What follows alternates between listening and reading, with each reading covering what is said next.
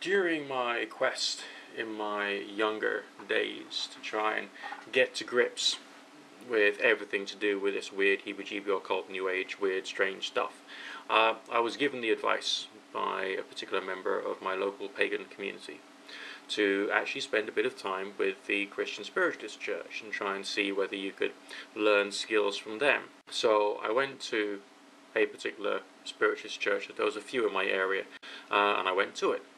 And, I sat through the services, which were pretty bland by nature, and the hymns were pretty nauseating, to be quite honest. And they had a mediumship demonstration, and funnily enough, nothing ever came through for me, and I thought that was rather curious, despite the fact that the medium in question was supposed to have been someone who was highly experienced, highly trained, and knew about these things. But in the end, I got individual one-on-one consultations with the various mediums and spiritualists and healers that were there.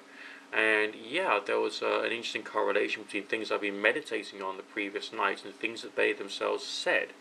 But essentially, I didn't really sense that there was any direct spirit contact going on there. So it was more a question of if there was any strange supernatural activity happening, it was just picking up cues from something of a telepathic nature, maybe, or something held within the aura, if indeed the aura does exist, of course. But I got talking to one particular member, and in the end, the conversation dissolved. It dissolved purely into Bible literalism, as this one particular individual carried on eulogizing about the creation of the ark and how big it was and its measurements and all the rest of that. And I thought to myself, a person who says that he can prove that there is life after death. This is a person who has a very strong conviction that he himself personally can prove objectively and provide good evidence of the existence of spirits. And yet, he is a Bible literalist. This kind of shook me somewhat, because Bible literalism is based upon presuppositions. It's not based upon analysis. Okay, it's based upon trust rather than criticism.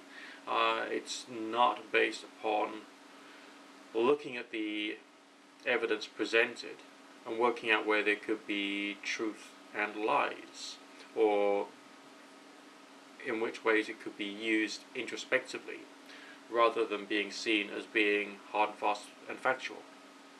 Because the Bible is not hard and fast and factual, because rather a lot of it is poetic.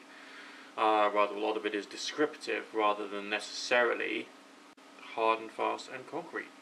So why was it that this individual, who felt that he could prove the existence of spirits and angels, why was he a Bible literalist? It's simply because he lacked a substantial structure for understanding what the word truth means and what the word proof means. They're within a mindset which is beneath that of scientific inquiry, and therefore have lost all reason and rationality, and have taken to delusionment. But there's just as much of this delusionment within paganism, within Wiccan groups, as well as within Christian spiritualist groups. Being brave enough to say that you don't know when you don't know is something that most people shy away from. Which is daft, because eventually they will get found out, and it will be discovered that they were wrong. And when it's discovered that they were wrong, they will look like a complete arsehole. Have that bravery and have that courage to be able to be honest about truth and proof and what you can truly prove. Because if you don't, you will be regarded as being a loser the moment you are found out.